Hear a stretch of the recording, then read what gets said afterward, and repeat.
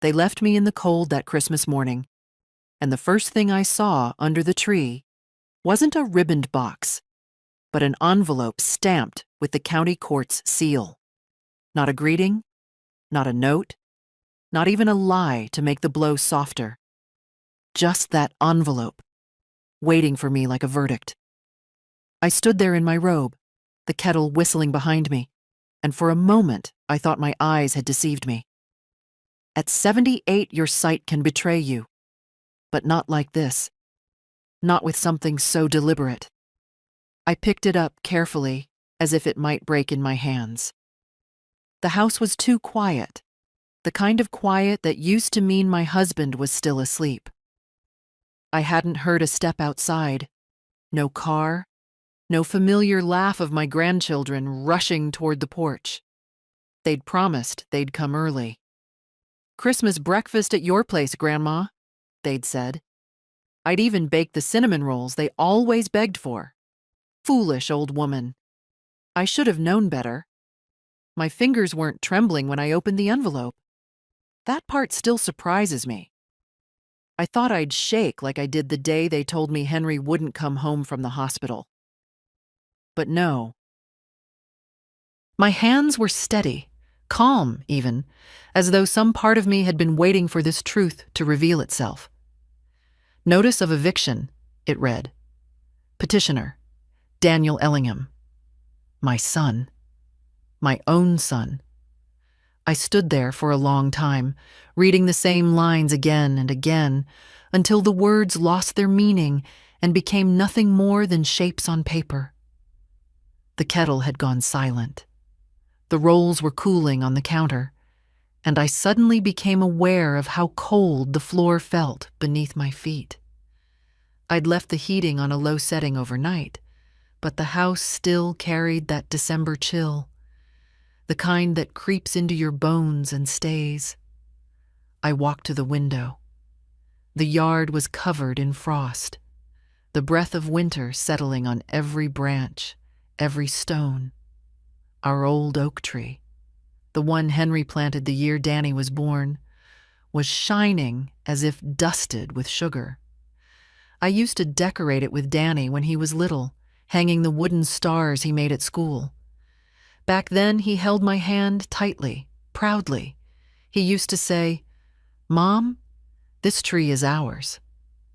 I suppose it still is, only now he wants it without me. I sat down slowly, folding the letter in half. Not because I wanted to keep it neat, but because I couldn't bear to look at that seal anymore. It felt like someone had reached into my chest and taken something important, something they had no right to touch. No one had called, not a single message, not even the weak sort of apology that sounds more like an excuse. I checked the phone twice, then 3 times, though I already knew what I'd find. Nothing. I thought of the gifts I'd wrapped the night before, small things, a book for my granddaughter, a warm scarf for my grandson, and for Daniel, a framed photograph from the year he turned 10. The last Christmas where we were truly together. I'd chosen it because I thought he might want to remember that boy he used to be. A foolish thought. The house felt larger than usual, as if the walls had pulled away from me. I didn't cry. Tears belong to a different kind of pain, the softer kind. This was something else. A deeper, quieter cut. The kind that doesn't bleed, only hollows. I stood again and walked back to the tree. The branches were uneven this year. My hands aren't as steady as they used to be, and I fussed too long over the lights. But in the morning glow, they looked gentle, almost forgiving. Funny, how even the smallest lights can make a cold room feel less empty. I picked up the envelope once more.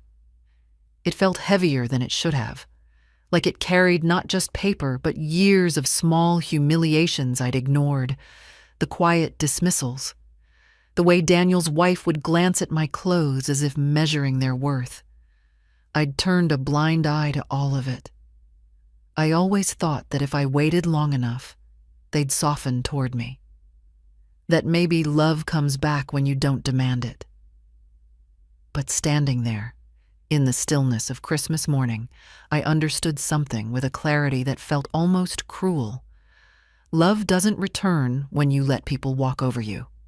Respect doesn't grow in the shadow of silence. I folded the notice again, this time with purpose.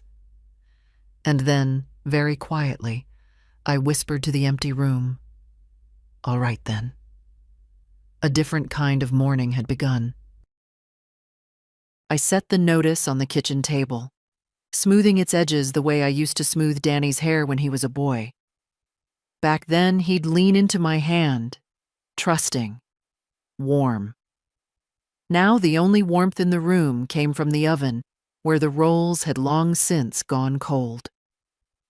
I stood there, looking at that piece of paper, and the thought came to me, not loud, not angry, but steady as breath. If they want my home, they will have to take it from a woman who finally knows her worth. I reached for my glasses. The text blurred for a second before settling into sharp reality. They wanted the house. My house. The one Henry and I bought when we were young and dumb enough to think the world wouldn't ever bend us. We saved for years for the down payment. I remember the day we signed the papers. Henry's hand over mine, his laugh echoing in the tiny office. "A home of our own, Mar," he said. "Something no one can take away from us." He was wrong, of course. People will take anything if you let them. I pulled out a notebook from the drawer, the one where I wrote down important things now that my memory sometimes wandered like an old dog. I copied the date from the top of the notice. Hearing in 21 days. 21 days to lose everything, or to decide I wasn't going quietly. My chair complained as I sat. 78 years of sitting in that same chair will make anything groan. I spread the notice beside the notebook and began reading every line, every clause. Failure to vacate may result in petitioner claims ownership due to transfer signed, and there it was. The signature they claimed was mine. A transfer of ownership I had never signed.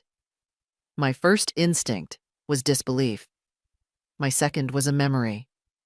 2 summers ago, Danny stopping by unannounced with a stack of insurance forms he said needed just a quick signature for some refinancing he was doing. He rushed me, talked fast, covered half the pages with his hand. I remember thinking, this boy is hiding something. But he was my son, and I signed. Not for a second did I think he would slip something else between the papers. The room felt colder. I pulled my cardigan tighter around me, as if cloth could shield me from betrayal. Outside, a wind shook the branches, and a shower of frost fell like silver dust. I watched it for a moment. The world looked peaceful. What a lie that was. I stood and walked slowly through the house, the living room first. The sofa Henry fell asleep on every night after work. The clock on the wall still keeping time though the frame had begun to fade.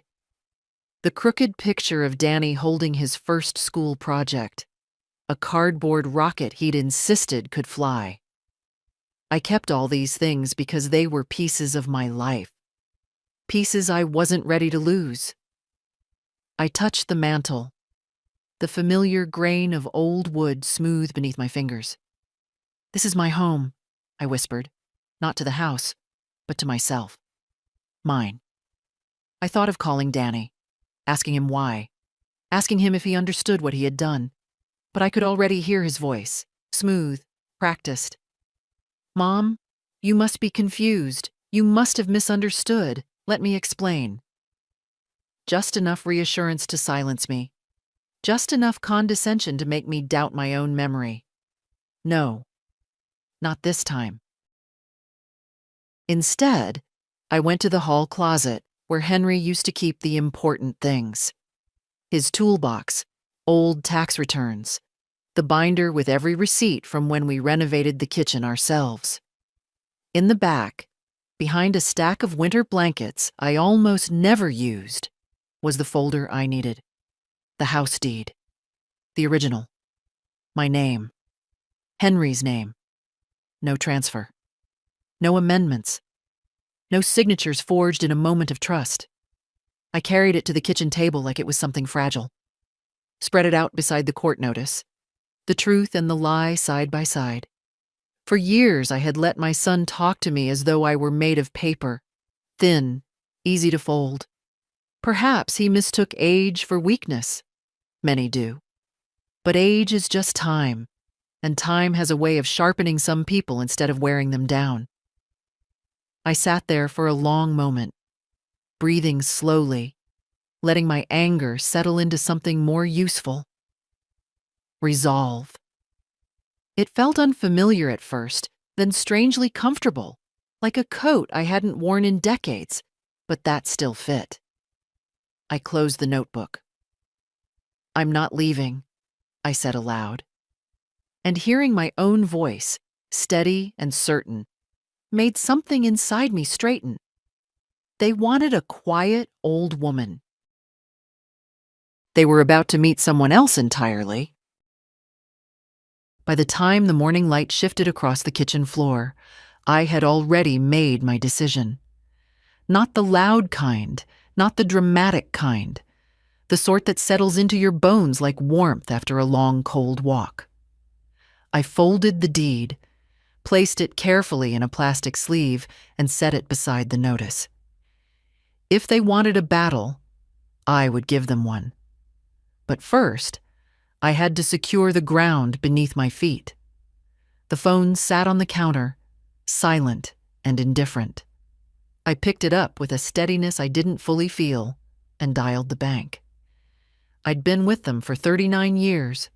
They still addressed me as Mrs. Ellingham, the way Henry liked to hear it. After 3 rings, a woman picked up. "Good morning, Pine County Savings. This is Laura speaking." "Good morning, dear," I said. "My name is Martha Ellingham. I need to discuss my accounts." Her tone warmed immediately. "Of course, Mrs. Ellingham. Let me pull up your file." I waited, staring at the frost on the window pane. It looked delicate, almost beautiful. Strange how beauty can grow out of cold. "All right," she said. "How can I assist you today?" I took a breath, small but certain. "I want to remove all external authorizations on my accounts. Every automatic payment, every shared access code, every transfer capability linked to anyone but me. Temporarily suspend them until I can come in personally to finalize the changes." A short silence, then a careful, "Mrs. Ellingham, do you mean all authorized users, including the ones currently listed as secondary managers?" Secondary managers. What a polite little phrase for a son who treats your money like his safety net. "Yes," I said. "Every single one." Her keyboard clicked rapidly. "All right. I can place suspensions immediately. Just to confirm, Daniel Ellingham will no longer have access to your checking, savings, or investment accounts. Are you certain you want that?" I looked at the court notice. My son's name printed at the top like a signature on betrayal. "Yes, I'm certain." "Understood," she said more softly. "The suspension is active. You'll need to come in tomorrow to sign the permanent removal forms." "Thank you," I said, and I meant it. "Is everything all right, Mrs. Ellingham?" she added gently. A simple question. Too big an answer. "Yes," I lied. "Just time to make some adjustments." When I hung up, the house felt quieter again, but not the empty kind of quiet. More like the silence before a door opens. Next, I pulled my small address book from the drawer. The same one I'd kept since the 90s, pages soft from years of turning. My lawyer's number was still written in Henry's neat handwriting. Thomas H. Buckley, attorney at law. Henry had trusted him, and I decided I would too, but I'd call him later. Right now, I needed to brace myself for the storm I knew was coming. It didn't take long.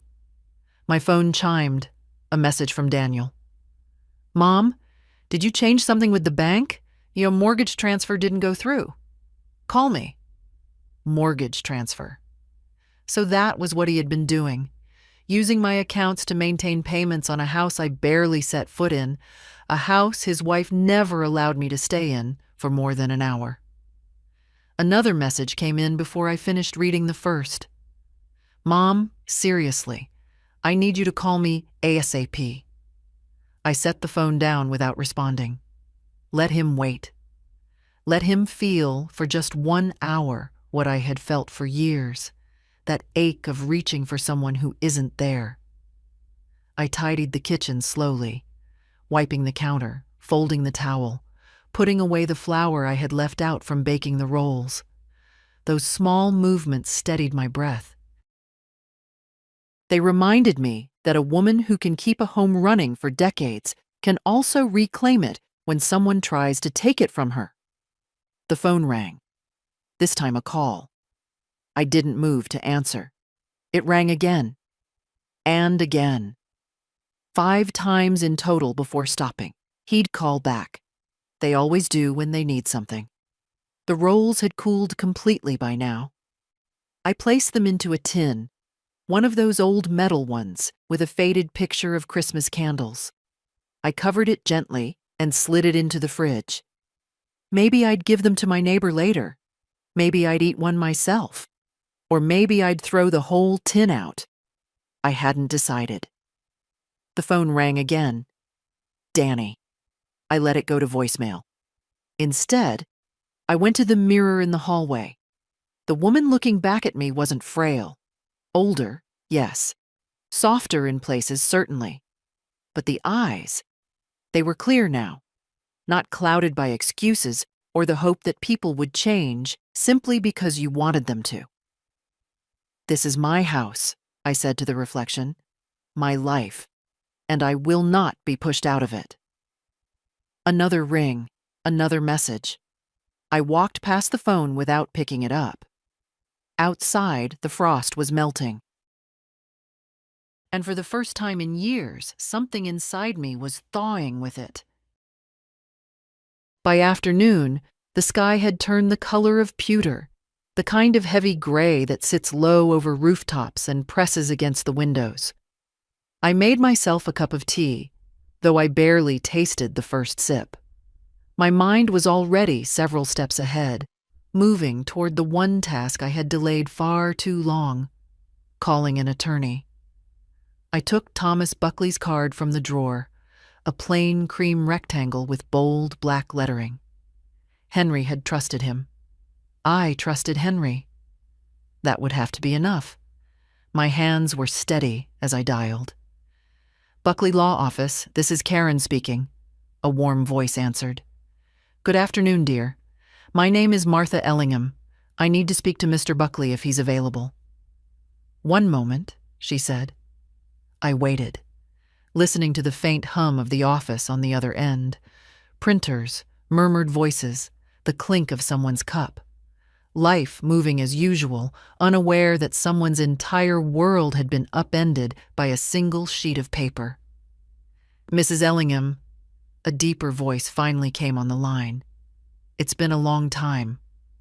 What can I do for you?" I swallowed once. "Thomas, I received a court notice this morning. Eviction. Filed by my son." Saying it aloud made it feel both more real and more absurd. I didn't sign anything to surrender my home, but there's a transfer document attached with what appears to be my signature. Silence. Not the thoughtless kind, the professional kind, the kind that meant he was already sorting through the possibilities. "Did you authorize any property transfer at any time?" he asked. No, I said. But 2 years ago, he brought me some insurance papers. I signed one page he put in front of me, but I never saw anything about the house.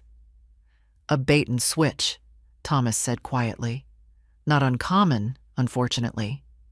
Uncommon or not, hearing it spoken plainly made a knot form in my chest. Not fear, not exactly, but something like a bruise.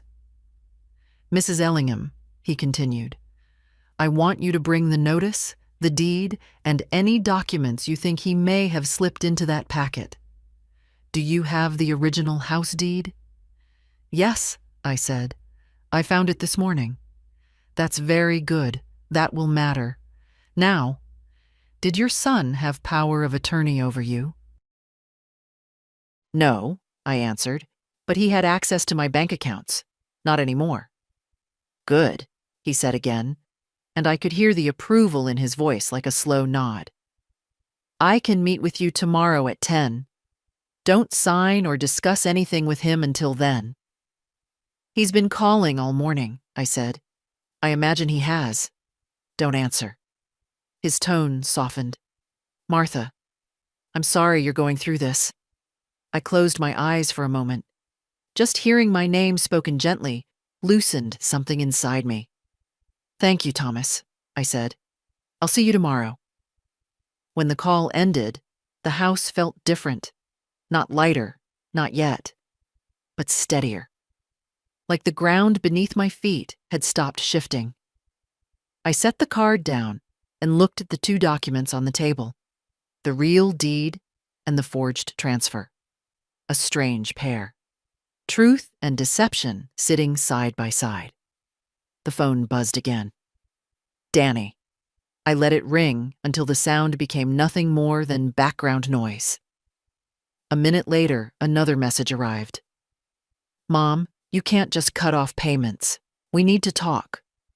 Call me. I turned the phone face down. Whatever panic he was feeling wasn't my responsibility. Not anymore. I moved through the house again, but this time I wasn't wandering. I was taking stock. The living room, the bedroom, the study Henry once used before the arthritis stiffened his fingers. Every object felt like it belonged to me again, as if someone had tried to loosen my grip, but failed. In the hallway, the floor creaked under my steps. Henry used to say old houses talk to you if you listen closely enough. Today, it felt like the house wasn't just talking. It was choosing a side. Outside, I heard a car slow down. My breath caught, but I didn't go to the window right away. I didn't want to see his headlights, his shape on the porch, his desperate knocking. But the car didn't stop. It continued down the street until the sound faded into nothing. I exhaled slowly. Relief mixed with something like disappointment, not because I wanted him here, but because part of me still couldn't believe he'd sent that notice and stayed away. I went back to the kitchen, poured the tea that had gone cold, and warmed it again in the microwave. A small act, but necessary. The kind of act a woman performs when she's reclaiming pieces of herself, one quiet moment at a time. As the cup turned slowly behind the microwave glass, I thought, tomorrow, I will walk into that law office not as a frightened old woman, but as a woman defending her life. And when the beeping signaled the tea was hot again, I took it out and held it between my palms, feeling the warmth seep in. A reminder that even in winter, even in betrayal, something can still thaw. The evening settled over the house like a heavy quilt, the kind that doesn't warm you but presses down on your chest. I'd turned on only one lamp in the living room, letting the dim glow fill the space. It suited the day, soft, quiet, withholding. I sat in Henry's old armchair, the court notice on the table beside me, and listened to the silence. A silence broken only by the phone vibrating again and again. It buzzed once more, then twice, then a third time, more insistent, as if the device itself were anxious on Danny's behalf. I looked at the screen. Voicemail. Again. Then a text flashed across it. "Mom, you need to answer. This is serious." I couldn't help a small, bitter smile. Serious? I suppose it becomes serious only when the consequences reach their doorstep. Until then, my quiet suffering had been convenient for everyone. A moment later, another vibration, this time from his wife, Sandra. "Martha, we're worried. Please call us." Worried. That word had no business in her mouth. She'd spent years speaking to me in a tone usually reserved for outdated furniture. Polite, controlled, dismissive. Now suddenly she was worried. I let the message fade from the screen without touching it. I took a slow breath, steadying myself for what I suspected would come next. And I didn't have to wait long. The phone rang loudly, shattering the quiet. I didn't rush to answer. I picked it up as if it were any other call on any other unremarkable day. "Hello?" I said calmly. "Mom?" His voice was tight, panicked around the edges. "Finally. Why haven't you been answering?" "I didn't feel like talking," I replied, my tone flat as winter air. "Mom, listen. Something's wrong with the accounts. I tried to pay the mortgage and it bounced. I need to know what's going on." "So do I said. "For instance, why I received a notice from the county court this morning with your name on it." Dead silence. I could almost hear him swallow. "Well," he started too quickly. "There must be some sort of misunderstanding. Let me come over and explain." "No," I said. "You can explain right now." He hesitated. I imagined him standing in his kitchen, one hand on his hip, the other rubbing his forehead the way he always did when his lies came faster than his thoughts. "Mom, I didn't mean for it to look like that." "No?" My voice stayed calm. "It looked like you were removing me from my house." "It's not like that," he insisted. "The lawyer said, well, he said that with the refinancing options and the tax benefits. Look, it's complicated. But I wasn't kicking you out. It's just paperwork." Paperwork. A word people use when they want you to stop asking questions. "Your signature is on the petition," I said. "How complicated is that to explain?" He exhaled sharply, frustrated that I wasn't accepting the script he'd prepared. "Mom, why are you being difficult? You always trusted me with these things." "That was my mistake," I answered. Silence again, the kind that bruises. When he spoke next, his tone had shifted, softened artificially. "Mom, you know I love you. We all do. Sandra's been worried sick. She thinks you're confused or upset. And honestly, I'm starting to think so too." Ah, there it was. When cornered, diminish the mother. Question her memory. Suggest fragility. It's a script older than I am. "Danny," I said softly, "I am many things, but confused is not one of them." He raised his voice a little, trying to reclaim the upper hand. "You shouldn't be handling legal or financial decisions alone, especially now. You're older." "I'm aware of my age." "Then act like it," he snapped. "Let me help." "Help?" I repeated, letting the word sit heavy between us. "Help like you did this morning?" He groaned, exasperated. "Mom, you're blowing this out of proportion. If you just give me temporary access again, I can fix everything before it escalates." There it was. His real goal, exposed like wiring behind a broken wall. "I've already spoken to the bank," I said. "Your access has been revoked." A long pause. Then, coldly, You had no right to do that. Oh, but I did, I replied. It's my money, my home, my life. His tone shifted again, panic replacing anger. Mom, please, don't make this harder. There are payments coming up, bills, the kids' school fees. I'm sure you and Sandra will manage, I said. You're both grown. You both have jobs. That's not the point, he snapped. It is to me. He tried a different tactic, the guilt angle. We've taken care of you for years, Mom. I almost laughed. Not out of humor, but disbelief. I thought of the lonely holidays, the rushed visits, the meals I paid for, the way he spoke about me to others as if I were already fading from the world. No, I said quietly. You haven't.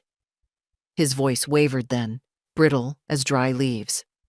So what? What are you going to do? Fight me? I'm going to defend myself, I answered. Mom, don't do this, he said, now pleading. You don't understand what you're starting. On the contrary, I said, for the first time in years, I do. And then, before he could recover, before he could launch another emotional trap, I ended the call. The silence returned, but this time it didn't feel heavy. It felt earned. It felt like a room finally clearing after years of stale air. I set the phone down gently. Tomorrow, I would walk into the lawyer's office with everything I had. Tonight, I allowed myself one deep breath, steady, deliberate. The kind of breath a woman takes before she steps out of a shadow she never realized she was standing in. The morning arrived pale and brittle, the kind of winter light that lies flat across the street and makes everything look a little washed out.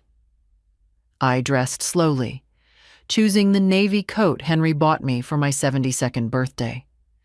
The sleeves had loosened over the years, but the fabric still held the memory of his careful taste. I buttoned it all the way to the collar, not for warmth, but for resolve. The documents sat inside my bag. The real deed, the forged transfer, the court notice, and my notebook. Together they made more weight than paper should. I carried them like proof of a life I refused to surrender. The walk from the driveway to the cab felt longer than usual. My knees protested every step, but I kept going. Some things must be done without hesitation. The driver, a young man with kind eyes, helped me into the back seat. He didn't speak much, but I caught him glancing at me in the mirror from time to time, as if he sensed I was carrying something heavy, even if he couldn't see it. When we reached the law office, the cold bit at my cheeks the second the door opened. Buckley's building stood modest among taller ones. Brick facade, brass handle, the kind of place that didn't need to announce itself loudly. Inside, the warmth was immediate, smelling faintly of paper, ink, and the soft citrus scent from a small diffuser on the counter. Mrs. Ellingham? The receptionist asked, rising at once. Mr. Buckley is ready for you. I followed her down the hallway. My footsteps sounded firm on the wooden floor. Thomas Buckley stood when I entered. He looked older than I remembered, gray at the temples, deeper lines around the eyes. But there was a sharpness in his gaze that reassured me. Martha, he said, offering his hand. I'm glad you came. So am I replied. We sat, and I placed the documents on the table between us.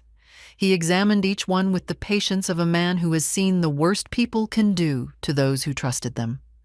When he reached the forged transfer, he paused. This signature, he said softly, isn't a good forgery. They probably assumed you'd never contest it. They assumed correctly, until yesterday, I said. He gave me a long look. You're stronger than you realize. I didn't answer. Strength is easier to recognize in hindsight than in the moment you need it. Thomas opened a folder from his desk. "We're going to do 3 things today," he said. "First, file a formal response contesting the eviction and requesting immediate dismissal. Second, submit a legal statement declaring the signature fraudulent. Third, begin the paperwork to protect your assets going forward." "Protect them how?" I asked. "With a trust," he said. "One that places your property, your savings, your investments under your control alone, with strict conditions for any future access." I nodded. "Good. Is there anyone," he added carefully, "you trust enough to include as a future beneficiary? Someone who won't use the position against you?" I thought immediately of Lily, my granddaughter, the only one who still visited without expectation, the only one who listened as if my words mattered. "Just her," I said. "No one else?" He smiled. "A single beneficiary simplifies the structure." "And what happens," I asked, "if my son tries this again?" "Then he'll find nothing left to reach for," Thomas said. "No legal rights, no financial access, no control." A warmth spread through my chest, not joy, not triumph, but something close to relief. A slow easing of a burden I hadn't known was strangling me. Thomas took out several documents. "We'll go through these together. No rush. Every page matters, and you'll sign only when you understand each line." It took an hour, maybe longer. My fingers cramped slightly, but my mind did not. Each signature felt like a brick placed back into the foundation of my life. When we finished, Thomas sat back. "You've done well today, Martha. Not many people your age handle this so decisively, especially under emotional pressure." I gathered the papers. "I've spent too many years being quiet," I said. "Silence can be mistaken for agreement." His eyes softened. "You're reclaiming your life. That's no small thing." The receptionist insisted on helping me with my coat. As she guided the sleeves over my arms, she whispered, "You remind me of my grandmother. She never let anyone walk over her either." I gave her a small smile. It's never too late to learn. Outside, the cold struck again, but it no longer felt as sharp. I stood still for a moment, breathing in the air, letting it settle around me like a reminder that I was, in fact, still here, still capable, still whole. The cab pulled up, and I climbed inside with slow confidence. The driver looked at me in the mirror again. "Everything all right, ma'am?" he asked. I fastened my seatbelt. "Better than it was yesterday." As we drove home, the weight in my bag felt different. Not the burden of papers meant to erase me, but the weight of protections I had chosen myself. For the first time since the notice arrived, I felt something close to calm. Not because the fight was over, it had barely begun, but because I finally remembered that I wasn't powerless. And remembering is its own kind of victory.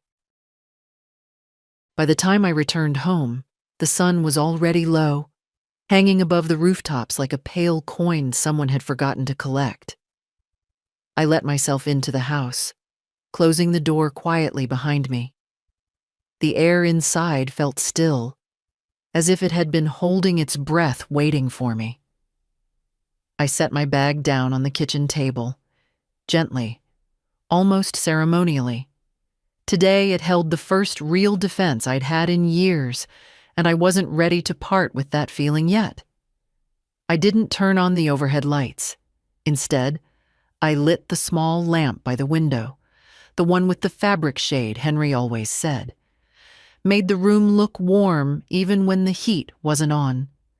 Strange how a little glow could push back so much darkness. I boiled water for tea, though my body felt too tired to truly want it. The day had worn through me, in a good way, perhaps, but still enough to leave its mark. My knees ached from the cold. My back protested every time I bent. But my mind felt clearer than it had in years. There's a certain quiet power in knowing you finally have the tools to defend your own life. The kettle began to hum, that familiar sound that has accompanied almost every evening of my adulthood. I reached for the tin of cinnamon rolls I'd stored the night before. They were dense now, no longer soft, but I warmed one anyway. A small thing for a small comfort. While it heated, I moved to the living room and sat in Henry's armchair. The cushion had molded to my shape long ago. It held me as if it remembered me. Outside, the wind had picked up, brushing against the windows with a soft insistence. Christmas decorations still hung across the street, little lights blinking red and gold. Most of my neighbors had already celebrated with their families. Mine had tried to erase me instead. I rested my hands on my lap, fingers clasped loosely. Without thinking, I whispered, "Henry, I hope you'd be proud of me today." The room didn't answer, of course, but sometimes silence carries its own warmth, like an embrace you can't see. When the microwave chimed, I retrieved the roll and sat back down. The sweetness tasted muted, but it was enough. I chewed slowly, thoughtfully, feeling the weight of the day settle into my bones. Not a burdensome weight, just the acknowledgement of effort. My phone lay on the table beside me, turned face down. I hadn't checked it since leaving the lawyer's office. I wasn't sure I wanted to. But after a long moment, curiosity nudged me. I picked it up.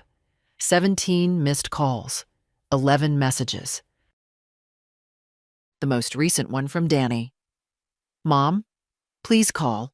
We need to talk. This is getting out of control." Out of control? An interesting phrase from a man who'd thought he could quietly sign away my home. Sandra had written too, in her clipped, immaculate style. "Martha, I'm concerned about your behavior. We need a calm, rational conversation." Behavior. Calm, rational. Funny how those words always arrived when they wanted to shape me back into something small. I turned the phone off again. Tonight wasn't theirs. Tonight was mine. I returned to the armchair with a blanket and pulled it over my knees. My body softened into the fabric. For the first time in so many years, I felt my breath ease. Nothing had been resolved yet. The hearing was still weeks away. Danny would not give up quietly. Sandra would sharpen her voice like a blade. The storm was still ahead. But somewhere deep within me, a part of myself I thought had been lost stirred awake, slowly, painfully, but undeniably alive.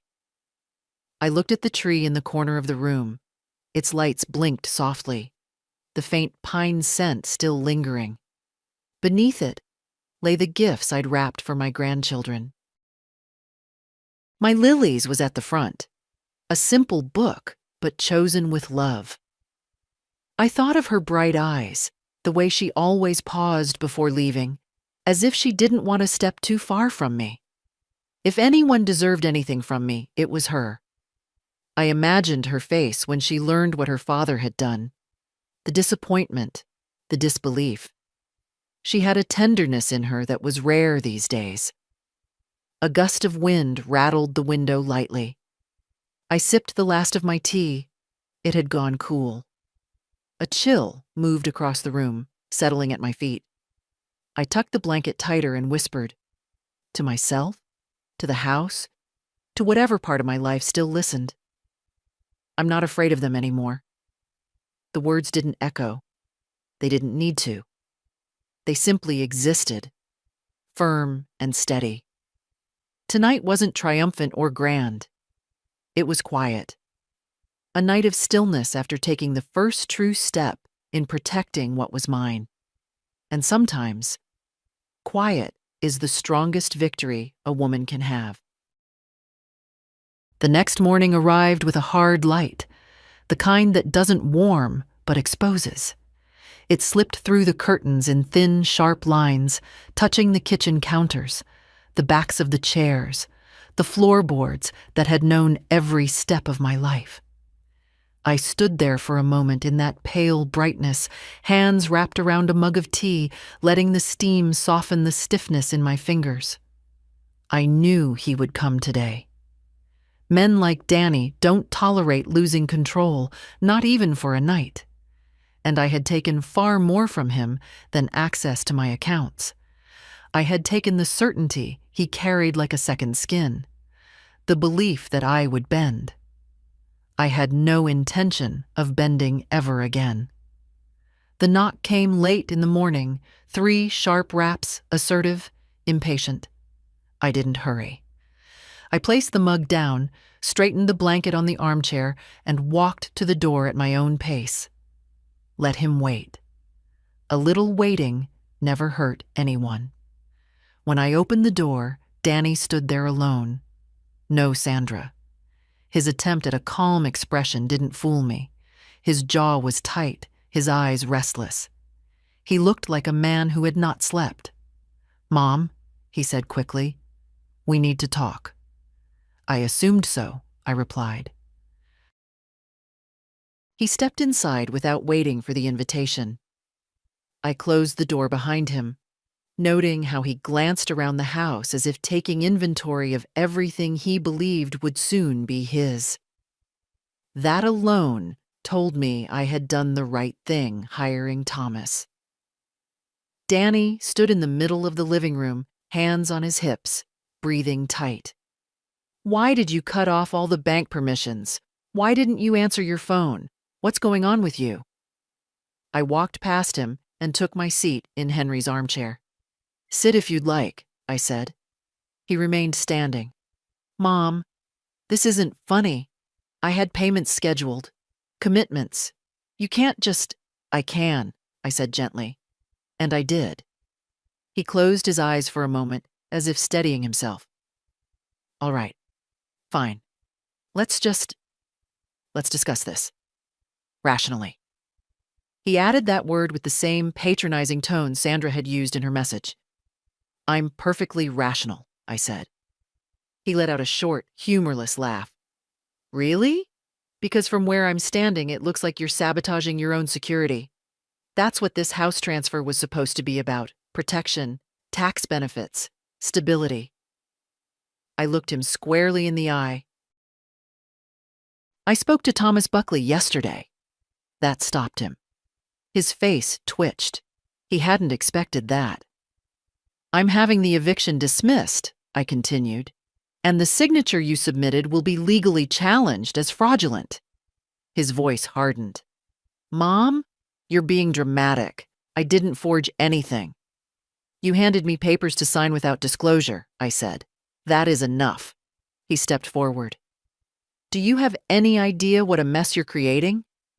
"For you?" I asked softly. "Yes, I imagine it's quite a mess."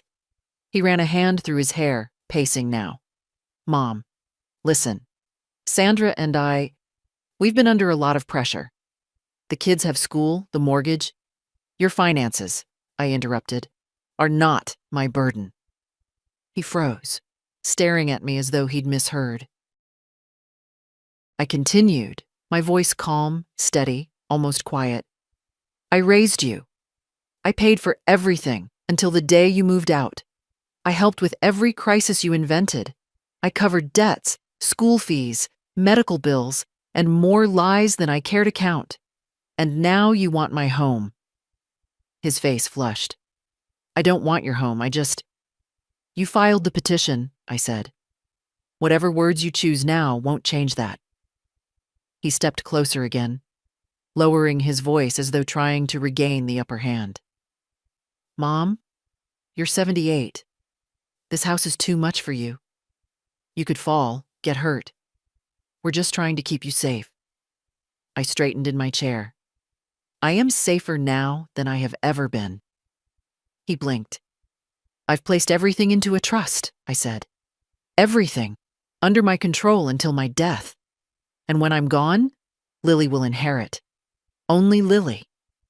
Danny's mouth opened, then closed. A sound escaped him, half gasp, half disbelief. You're cutting us out? I am protecting myself, I said simply. He sank onto the sofa, staring at the floor. How could you do this to me? He whispered.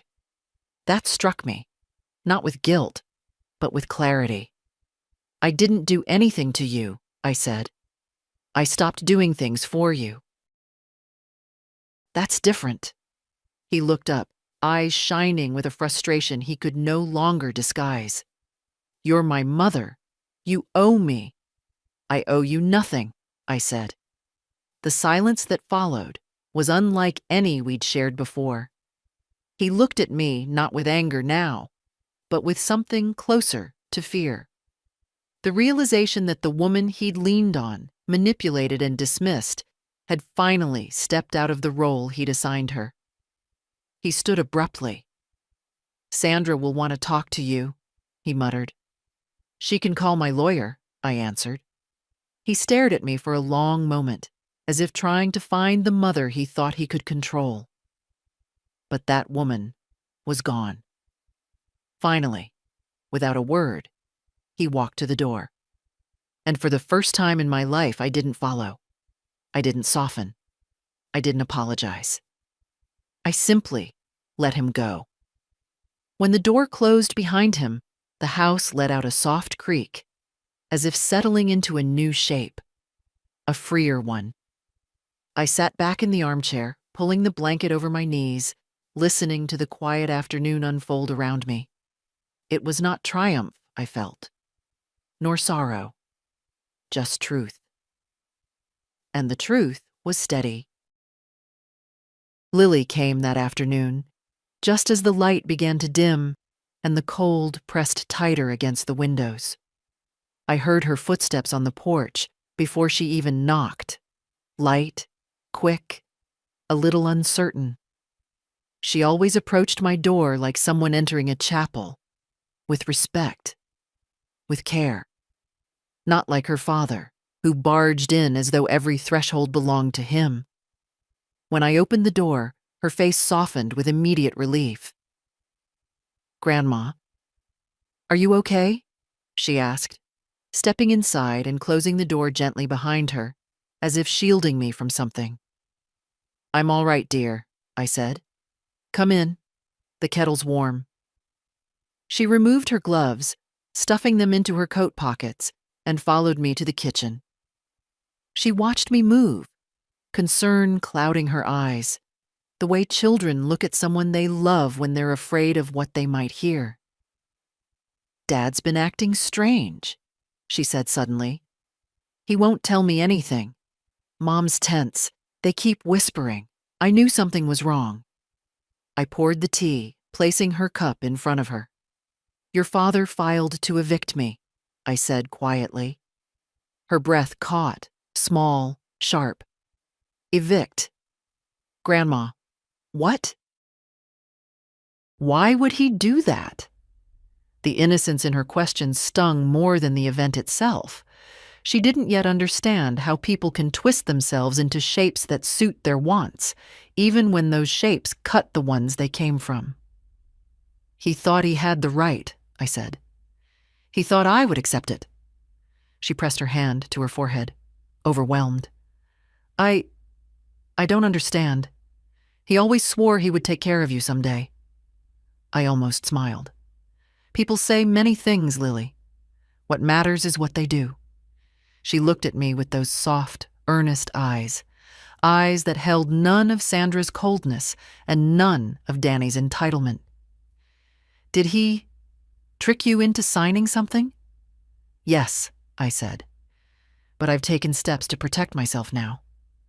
Her shoulders sagged in relief. Good. Good. You didn't deserve any of this. She reached for my hand, holding it with a firmness that reminded me of her as a child, clinging to me when she was frightened by thunder. Only now, she was holding on for me. I'm so sorry, she whispered. Don't apologize for the actions of others, dear, I said gently. We're only responsible for what we choose. Her grip tightened. I choose you, Grandma. I always will. Warmth bloomed in my chest, a warmth I hadn't felt in weeks. I know, sweetheart. She sat back, swallowing hard. So, what happens next? Are you fighting him? I'm defending myself, I said. The hearing will be dismissed. The forged papers will be dealt with. And everything else, my home, my savings, my future, is protected in a trust now. She blinked, taken aback. You did all that? Alone? Not alone, I corrected. But I made the decisions myself. Pride flickered across her face, genuine, unforced. I'm glad. You deserve to feel safe. She looked around the room then, her gaze settling on the Christmas tree, on the untouched gifts beneath it. Did you buy those for us? I did, I said. She went quiet, her eyes shimmering. I wish they were better to you. I wish they understood what they have. I touched her cheek lightly. Sometimes people don't recognize value until it's no longer theirs to touch. She nodded slowly, understanding more than her age would suggest. If you need anything, I'm here. And I don't mean like Dad says it, when he only appears during emergencies he causes.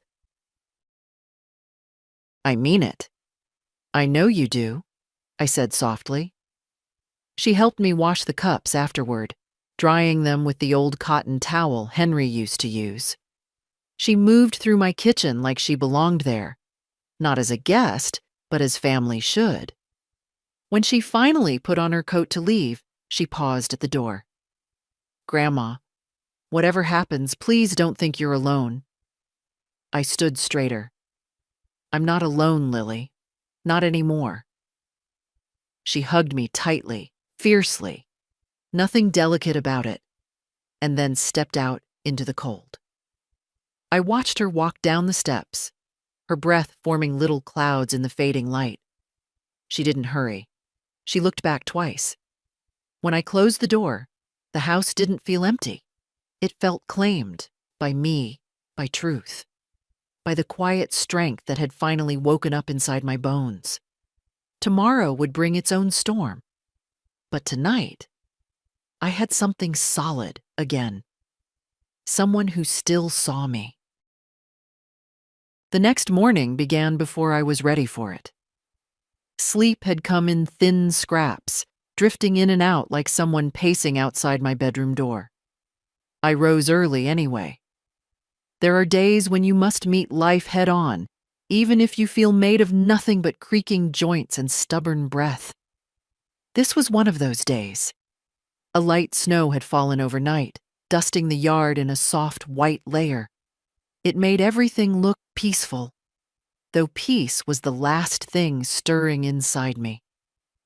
I brewed tea and sat at the kitchen table with the documents Thomas had prepared. The trust papers, the dismissal request, the affidavit challenging the forged signature. Words that once would have frightened me now felt like armor. The phone rang just as I finished reading the last page. I considered not answering, but something told me this call wasn't from Danny, and I was right. Mrs. Ellingham? A male voice asked. This is Jason Hill from the county clerk's office. I'm calling regarding your eviction case. My throat tightened, but my voice stayed level. Yes, I'm here. I'm reaching out to inform you that a stay has been placed on the proceedings, effective immediately. A pause stretched between his words and my understanding. A stay? I repeated. Yes, ma'am. Your attorney filed an emergency counterpetition late yesterday. After reviewing the documents and the potential evidence of fraud, the court agreed to pause all actions until a formal hearing can be arranged. I gripped the edge of the table.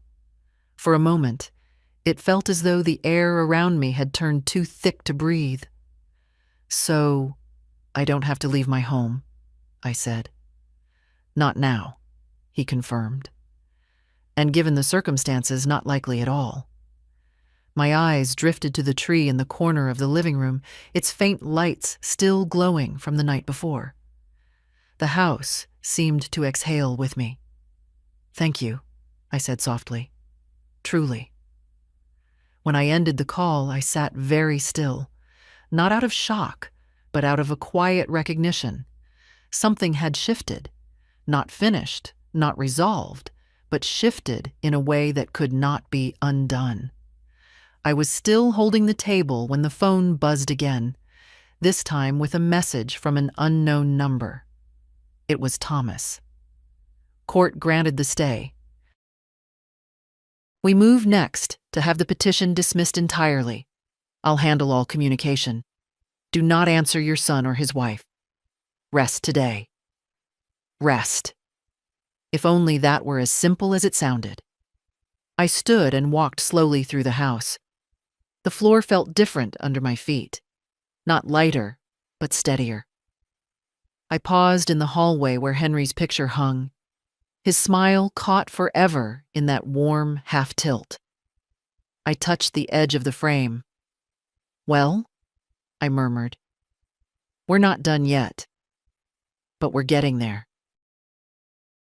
The house was quiet, but no longer in that abandoned way. Instead, it was the quiet of something waiting to be reclaimed. I moved to the living room, opened the curtains fully, and let the morning light in. It washed across the furniture, touched the edges of the tree, and even reached the wrapped gifts that were still sitting where I'd placed them. I didn't move them. There was no need.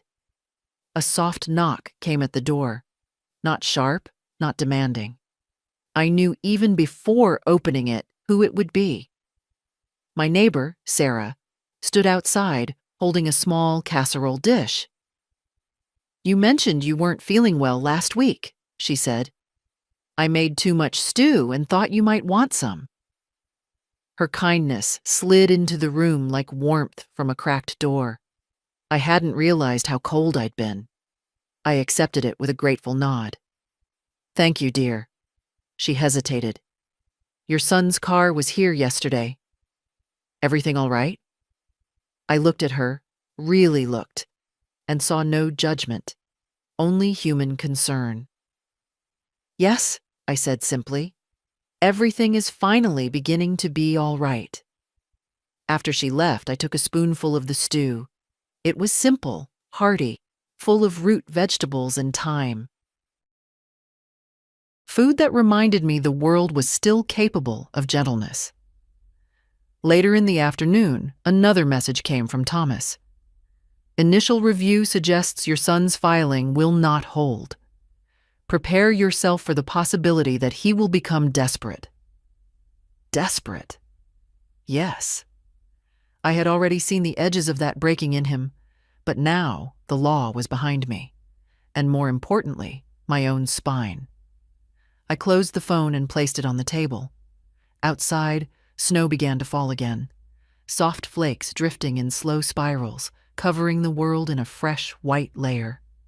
A new page, if one believed in such symbolism. I stepped closer to the window, resting my palm against the cool glass. For the first time since Christmas morning, I felt something rise inside me. Not anger, not fear, strength. The kind that comes late in life but stays once you finally claim it. Tomorrow would bring the next steps, but tonight I let the snow fall and the quiet deepen. The storm wasn't over, but neither was I. They called it a family meeting, though of course I wasn't invited. I heard about it from Lily, who texted me early in the morning, her words careful, as though she were trying not to disturb a wound. Dad and Mom want everyone at their house tonight. I think it's about you. Please be careful. Careful.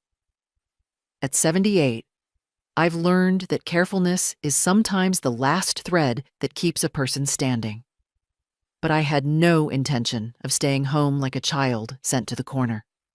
If they meant to discuss my life, my house, my name in court, then they would look at me when they did it. I dressed slowly, choosing a simple gray sweater and my heavier coat. Outside, the air was sharp enough to sting, but I welcomed it. A sting is honest. Human cruelty, on the other hand, often pretends to be concern. Their house glowed warm from the outside, golden lights in every window, a wreath too expensive for its own good. I walked up the steps without hesitating and rang the bell. Voices inside stopped suddenly. Then the door opened. Sandra stood there, her smile tight as stitching. "Martha, we didn't expect you." "I know," I said, "but here I am." I stepped inside before she could block the way. The living room was full. Danny, the children, even Sandra's sister. Every face turned toward me, startled in different shades. Danny rose abruptly. "Mom, you're discussing me," I said. "I thought the subject should be present." An uncomfortable rustle went through the room. Lily looked at me with a flicker of pride. The others, well, pity and irritation, make a familiar pair in this family. Sandra cleared her throat. "We just wanted to have a calm talk about your decisions." "Then let's talk calmly," I said, taking the nearest empty chair. "Go on." Danny rubbed his forehead. "Mom, you blindsided us. Lawyers, trusts, freezes on accounts. This isn't how families handle things." "You attempted to remove me from my home," I answered. "That isn't how families handle things either." His mouth pressed into a thin line. "You misunderstood." "No," I said softly. "I finally understood." Silence again. It was the kind that reveals people. Sandra stepped forward, folded her arms. "We're worried about your judgment. At your age, hasty legal action can be dangerous." "I acted neither hastily nor blindly," I replied. "In fact, for the first time, I acted with full clarity." Danny's voice cracked with tension. "Mom, we were trying to secure the property, for the future, for the family." "For which family?" I asked. "You filed to evict the only person who owns the house." He looked down, jaw clenched. His children watched him, suddenly unsure if he was the hero he'd always insisted he was. I let the moment stretch until even the wallpaper seemed to hold its breath. "Here is what will happen," I said. "The petition will be dismissed. Any further attempt to control my property will go through my attorney. And from this point on, my decisions are mine alone." Sandra's lips curled, more wounded pride than true hurt. Danny looked as if a wall he'd leaned on all his life had collapsed. Lily's eyes softened, though. Relief, respect, something like awe. I stood. "I won't stay for dinner. You have much to discuss amongst yourselves." No one tried to stop me as I walked to the door. I felt their eyes on my back, some angry, some confused, some suddenly very small. Outside, the cold air met my face like truth itself, sharp, clean, alive. And as I stepped off their porch, I realized something. For the first time in decades, my life belonged only to me. The next morning felt strangely quiet, as if the house were listening to me breathe. I woke earlier than usual, not from worry, but from a kind of stillness I hadn't known in years. A stillness that follows truth spoken aloud. My legs ached as always. My back stiffened when I stood. But there was no trembling inside me. Not anymore. I made tea and carried it into the living room. The tree still blinked softly in the corner, patient, unbothered by the mess humans make of their lives. I sat in my chair and let the warmth of the cup reach my fingers. I thought I might feel sadness after last night, or guilt, or some familiar weight. But none of it came. What settled inside instead was a simple clarity. I had finally stopped apologizing for existing. For a while, I listened to the house, the slow hum of the heater, the tick of the wall clock, the faint groan of old wood adjusting to the cold. Sounds that had comforted me long before Danny tried to claim them as his future assets. It wasn't long before my phone buzzed. Not a call. Lily would never push like that. But a message. "Are you okay, Grandma?" I wrote back. "I'm all right, dear." And I was. Around noon, there was a knock at the door. Softer than Danny's, quicker than Sandra's. I didn't need to guess. Lily had come. When I opened the door, she stepped inside without waiting. Her eyes were swollen from crying, though she tried to hide it. "Dad's furious," she said quietly. "He's saying things I've never heard him say before." "That's his burden to carry," I replied. She sat on the sofa, pulling her sleeves over her hands like she used to as a girl. "Grandma, you didn't deserve any of this. And last night, I've never seen you like that." "Like what?" I asked. "Like someone who didn't care if they liked her or not." I smiled. "Ah, that." She leaned forward. "It was powerful. You didn't raise your voice. You didn't insult them. You just said the truth, and they couldn't stand it." "That's how truth works sometimes," I said. "It doesn't ask permission." She nodded slowly, absorbing the thought. Then her face softened. "I'm proud of you." Those words, gentle, unforced, landed deeper than I expected. Not because I needed validation, but because she offered it freely, without agenda. I motioned for her to sit beside me. She did, and I took her hand in mine. "Lily," I said, "you need to understand something. This family has been built on quiet sacrifices. Too many. Too long. But silence doesn't hold people together. It only erases the one who keeps silent." She squeezed my hand. "I don't want you erased." "And I won't be," I said. "Not anymore." She looked down. "Dad's saying you're turning people against him." "People judge themselves," I replied. "I merely refuse to protect him from the mirror." Her eyes glistened again. But she didn't cry this time. She seemed steadier, more grown than she had yesterday.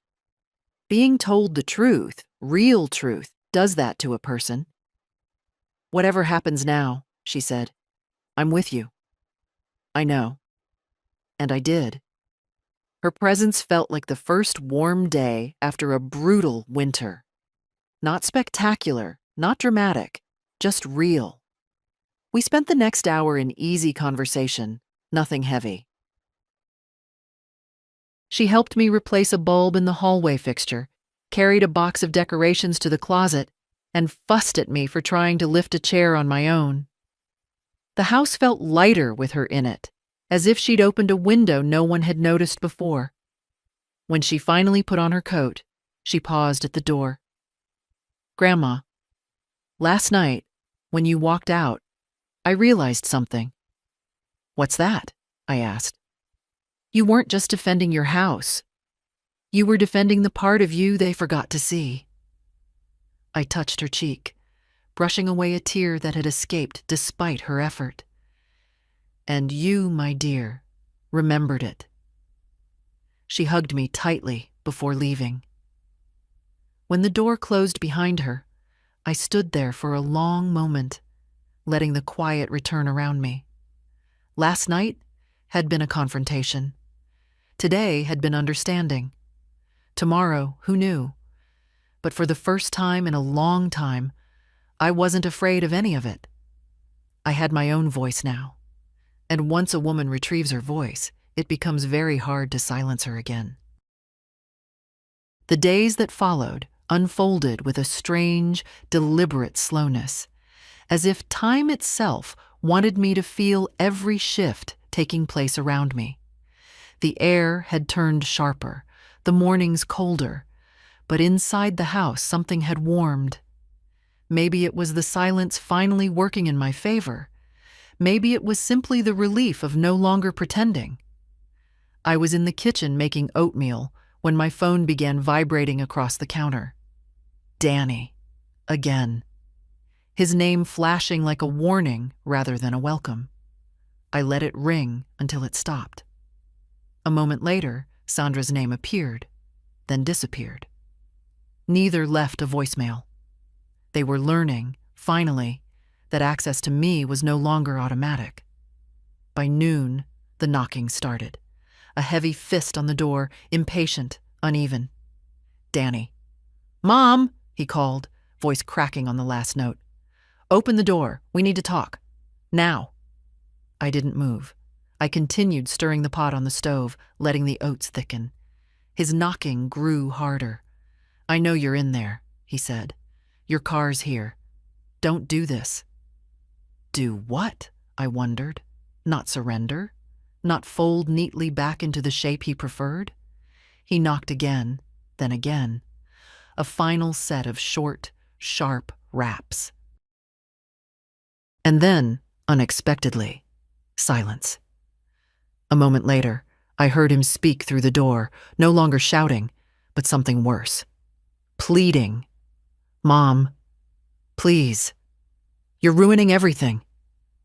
I turned off the stove and let the silence sit between us like a wall. His words weren't for me.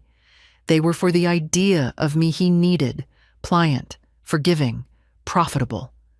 When no answer came, I heard him mutter a curse under his breath, footsteps pounding down the porch stairs, car door slamming.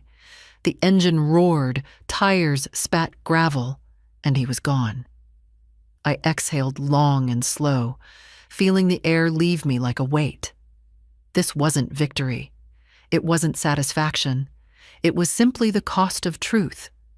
When you stop feeding someone your silence, they starve for a while. Later that afternoon, Thomas called. "We've received preliminary confirmation," he said. "Your son's petition is collapsing. The forged signature is obvious. Furthermore, his financial use of your accounts will be reviewed." I leaned against the counter. "What does that mean for him?" "It means," Thomas said gently, "that the damage he tried to inflict may return to him instead." I nodded, though a small ache bloomed under my ribs. Not pity, just the sorrow of watching someone you raised walk headfirst into consequences they built with their own hands. After the call, I sat in the living room, blanket over my knees, tea warming my palms. I watched the shadows move across the rug as the afternoon dimmed. The house felt steady, grounded. Mine. Around 5, another knock came. Soft. Hesitant. Not Danny. When I opened the door, my grandson, Michael, stood there. He had his father's eyes, but not his coldness. "Grandma?" he said quietly. "Dad's losing it. He keeps saying you turned everyone against him." "I turned no one," I replied. "Truth simply arrived." He swallowed hard. He said this could ruin him. I looked at the boy, no, the young man, in front of me. Kind, unsure, trying to make sense of two worlds. "Your father made choices," I said. "And choices have a life of their own." He nodded slowly. I could see the conflict in him, the love for his father, the dawning recognition of who his father had become. Before he left, he hesitated at the threshold. "Grandma, if you need anything, I mean it." "I know," I said softly. "Thank you." When he left, I closed the door quietly and rested my back against it. One child crumbling, one child awakening, and me, finally standing where I should have stood years ago. There was no triumph in any of it, only the quiet ache of truth settling into its rightful place.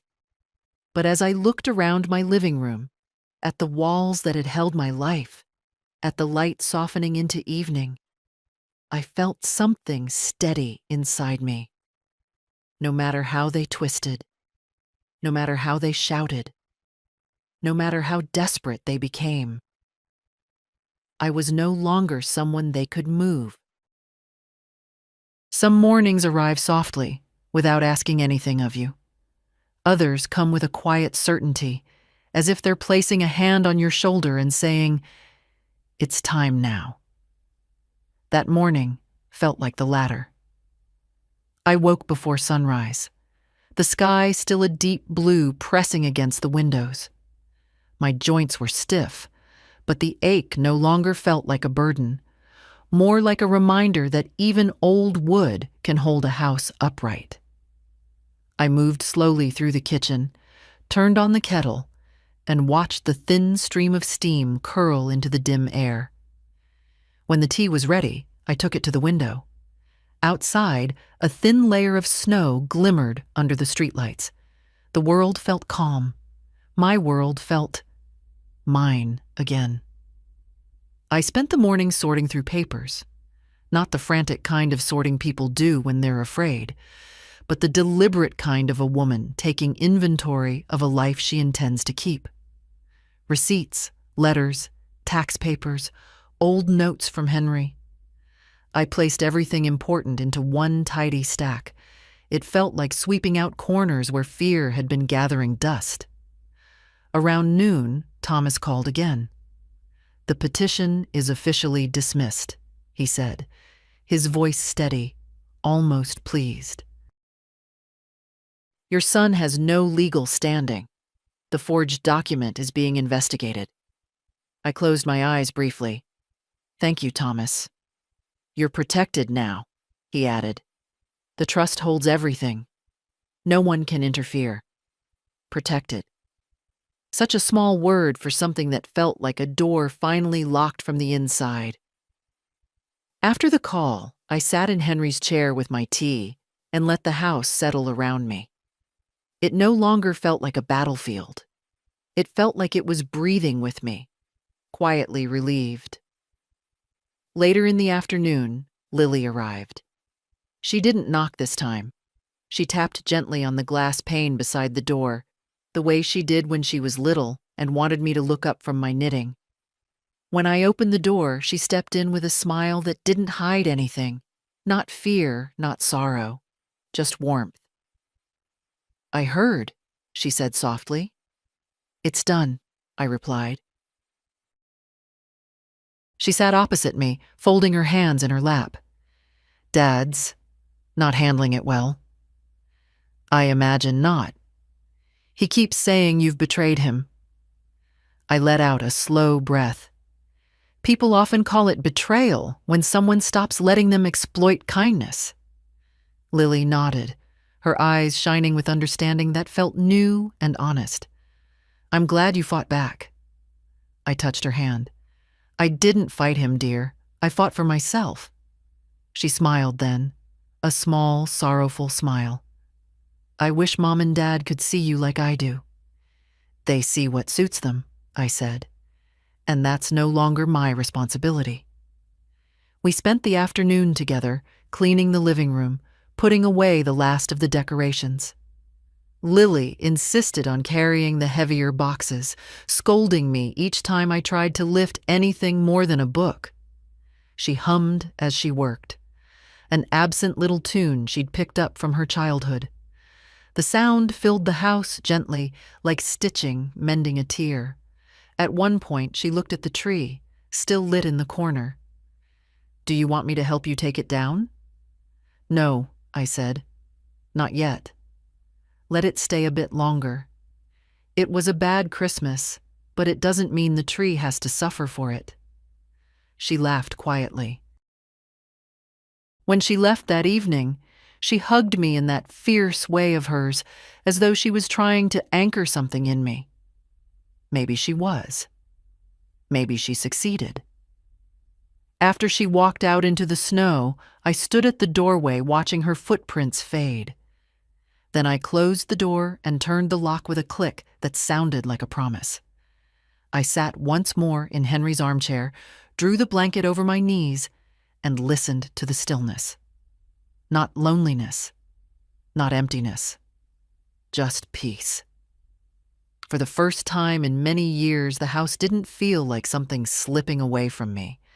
It felt like something returning, a life reclaimed quietly, without applause, without spectacle, but reclaimed all the same. A year can pass quietly, almost unnoticed when you're older. Days fold into one another, seasons slip by without asking permission. But this year, this particular year, felt different. It felt lived. It felt chosen. Christmas morning returned at last, soft and pale, settling over the neighborhood like a blanket freshly shaken out. The frost clung to the trees, catching the early light in thin silver threads. I stood by the window with a cup of tea warming my hands, watching the world without rushing toward it. No expectations. No dread. No waiting for people who had long since chosen another life. My house smelled faintly of pine and cinnamon. I decorated the tree slowly over the past week, not because I needed to, but because I wanted to. Each ornament I hung felt like placing one more claim on the life that belonged to me. No shadow of eviction hovered over the roof. No forged paper sat hidden beneath deceit. Everything inside these walls, every picture, every book, every quiet corner was safe. Mine. I set the tea down and walked to the tree. Beneath it lay only one gift this year, a small package wrapped in brown paper, tied with twine. No elaborate bows, no false sentiment. Just something simple I'd chosen for myself. A book I'd wanted for years but always postponed buying because someone else's need came first. Not anymore. A knock sounded at the door, gentle, familiar. I didn't hurry. When I opened it, Lily stood on the porch, cheeks flushed from the cold, holding a thermos and 2 pastries in a paper bag. "Merry Christmas, Grandma," she said, smiling in that warm way of hers that brightens a room before she even steps inside. "Merry Christmas, dear." She came in, stamping snow from her boots, and placed the pastries on the kitchen table. "I didn't want you spending the morning alone," she said. I looked at her, really looked, and felt that quiet gratitude settle in my chest again. "I'm not alone," I said. "Not anymore." She poured the tea from the thermos. "Dad hasn't been doing well," she said gently, eyes lowering. "That's for him to sort out," I replied, calm as winter air. "I've sorted my part." She nodded, knowing I meant it. "I'm proud of you," she said softly. I smiled. "I'm proud of me, too." We sat together for a long while, speaking of small things. Her classes, the neighbor's new dog, the way the cold had come earlier than usual this year. Nothing heavy, nothing painful. Sometimes the most meaningful conversations are the ones without sharp edges. When she left shortly after noon, I walked her to the door. She hugged me tightly, the kind of hug that says more than words ever could. I watched her cross the yard, her boots leaving crisp prints in the snow. She looked back once, waved, and then disappeared down the street. The house settled into quiet again, but it wasn't the empty quiet of the past. It was a quiet I'd earned, a quiet that belonged to me. I returned to the living room and sat in Henry's chair, pulling the blanket over my knees. Outside, snow began to fall once more, soft flakes drifting past the window like slow, deliberate confetti. And I let myself think, really think, about the year behind me. The fear, the betrayal, the legal battles, the confrontation, the truth, and finally, the peace. Not a triumphant peace, not a triumphant ending, but a dignified one, the kind that slips into your bones and straightens your back without you noticing. I had defended my life. I had reclaimed my home. I had spoken the truth without shouting. I had drawn a boundary and placed it gently, firmly, exactly where it needed to be. And my heart, though older, though weathered, beat steady with something it hadn't felt in years: respect. Not from others, though some had found their way to it. From myself. I looked once more at the tree, its lights blinking softly, then at the single gift beneath it. A gift I had chosen, a year I had chosen, a life I was choosing still. I leaned back and let the warmth from the lamp settle over me. And if someone out there, some woman sitting in her own quiet house, needed to hear it, then let these words carry to her gently, like a breath across fresh snow. Choose yourself. Choose your voice. Choose the life that still belongs to you. No matter how late it feels, it is never too late to stand up quietly and begin again.